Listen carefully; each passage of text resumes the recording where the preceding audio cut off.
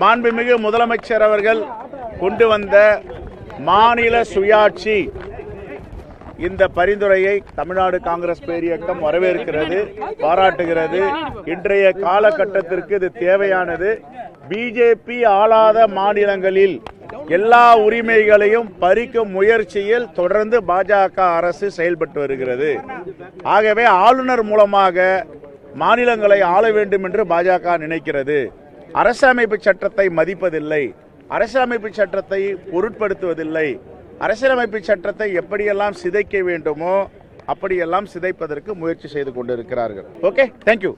நேற்று கேசி வேணுகோபால் கருத்து தெரிவித்த சமயத்தில் இன்னைக்கு திரும்பிய மாணிக்கம் தாக்கூர் ஒரு ட்வீட் ஒன்று பண்ணியிருக்காரு சார், பாரதியார் கவிதையோட. என்ன எப்படி பாக்குறீங்க? என்ன கவிதை அது?